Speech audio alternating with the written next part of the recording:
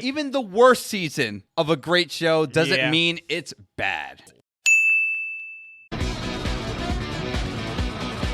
Absolutely have to start off with is we know that Giovanna is the son of Dio, and they do absolutely nothing with that. Yeah, it's a lot of wasted potential for what could have been some really interesting stories here. And it's funny because when you start off part 5 with Jotaro and Koichi talking about like, oh my god, like, you know, we got to figure out who this guy is, and he didn't have blonde hair, he had dark hair, and he's just like, hey, this is the son of Dio, and I'm here thinking like, oh my god, the son of Dio? Okay, this is gonna be our first protagonist here, where he's not gonna have a split personality like Doppio / the boss, but he's gonna have these inner conflicts, and we're gonna have these inner conflicts as the audience of like, deep down, he's the son of Dio, who at his core was just an evil person. I mean, god damn it, he kicked a dog in part 1. Okay, anyone who kicks a dog, I already hate. And so I thought they were going to do so much with that, because we see little sprinkles in part 5 where we see Giorno have these inner conflicts, and although that he eventually wants to become the boss himself and run this drug crime organization, it's still at the core to just stop drugs being handed out to children at the end of the day, and that's a great message. Yeah, like it could have been like an interesting like Breaking Bad type situation of like starting out with good ideals and then learning like, oh, well, you can't have just good intentions and good ideals. You have to eventually go against some of your things. Like, again, a lot of missed opportunities, like with Polnareff coming in near the end. Like, you would have thought, if anything, he would be the one most distrustful towards Giorno. Like, even if it was like, hey, Bruno, I got this thing for you. Come meet me, but keep him away. Yeah. I don't trust him. So let's actually go ahead and kind of talk about that. Although I did mention in our best of videos, I love the world building that they introduced. I think there's a huge missed opportunity when we got Polnareff's backstory here with like Doppio and just kind of what he was doing. Are you telling me the 10 years he was out, Polnareff would have never reached out to Jotaro at all? Not even once. But like, hey, we got this guy here. He is really crazy. He has a powerful stand, just like Dio, who can pretty much do something with time manipulation. Get your ass over here, because we got to figure this stuff out right now. Or even like get the Speedwagon Foundation, since, you know, they are like this kind of nebulous, we have just tons of money and resource foundation. I know, yeah. To not even call in like some aid, like even to set up like a coup or anything, because you would assume like with all their money and resource that they could have also been like, hey, we have spies infiltrating the boss's organization. Yeah. Or even if they made like mention of like, hey, we tried to send spies, we got their heads back, or something like that. Like even like with the assassins group, how when they were like going a little too far out of their own extension and the boss like tortures one of them, kills the other one, and just as a message sends them the chopped up bodies. Yeah. Like, oh my god, that was gruesome. Yeah, we forgot to talk about that in best of too. But this was probably the setup Araki still wanted to go for. Man, there could have been like a really interesting story to have been told. Golden Wind Requiem is pretty much, his standability is, okay, you do something, I'm just going to negate it entirely. As a matter of fact, if Goku wanted to fight me, I can just negate him and whatever he does, because that's my standability. At least it happened until the very end of the story.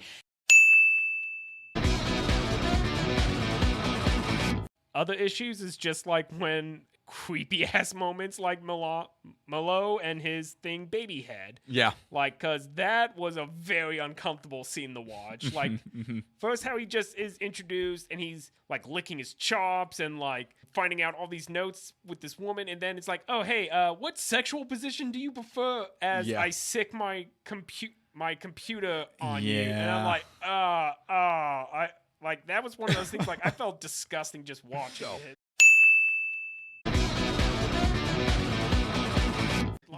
We have to talk about Fugo. I mean, this was actually one of the most ballsiest thing in the moment when Fugo didn't accept to go with Bruno. In this story where you have a group of friends that are like, yeah, we'll take over the world and we'll become the best. I love how Fugo was actually the most practical one, where it's like, guys, it's not just the boss. It's the entire organization now against us. No, I'm not going to do this because we can't win. Knowing how crazy powerful his standability was and what potential there could have been with Fugo, just to not see him at all. I'm sure, you might know that Araki took him out because he just couldn't live with the fact that originally had him betray the group and that Gionro was the one that was going to take him out, and which is why Gionro became immune to his poison early on in that one fight. Yeah, well, it's that, and like this is something I've talked about with friends, is that sometimes Araki will make a stand user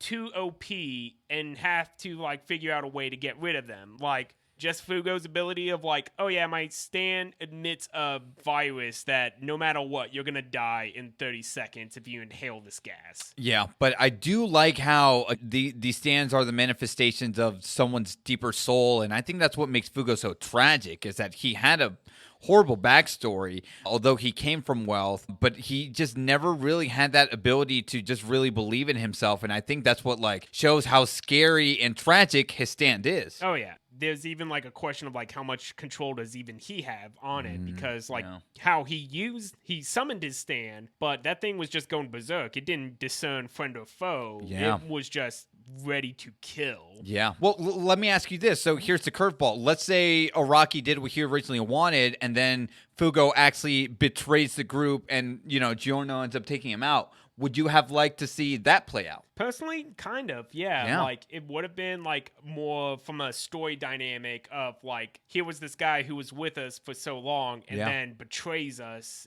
Like, because as we mentioned, like, the whole thing, how he had this care for, like, Narancia, and how he was, like, this older brother still wanting the best for him by, like, making sure he's still getting his education. Yeah. And how that could have been played out as a very, like, tragic scene of, like, I'm sorry, guys, but we may be family, but eventually... But I don't want to die. Yeah. Yeah. No, and you're right. I think I would have loved to have seen that play out too, because I think that actually would have made Part 5 a lot more personal for a lot of people as their favorite. Because just seeing the story of like, okay, here's our family, here's the people that we love. A lot of people died in Part 5. I mean, we lose half the cast, and then if we lost Fugo on top of it, and Narancia was there to witness all of it, as Gionro like ends up dealing the crushing blow because he's immune to the poison. Fugo just all around tragic, and you can't help but sympathize for him. Yeah. End result, the story is still very entertaining and fun. Of course. It's just more of like, it's a shame that we couldn't have seen something like this played out. I wish we got more of Trish as opposed to just the damsel in distress, because that's what she did ultimately become in the end, despite Spice Girl actually being a pretty powerful stand. Yeah, it was just the issue how predominantly she's just there in the background as delivering this person. And, or even if they did something like, she's the son or the daughter of this crime boss who's this evil, heinous, terrible individual who's willing to throw her under the bus at a moment's notice. And it would have been interesting to have like a contrasting story between her and Gionro, of him also being like an offspring of a very evil, vile individual.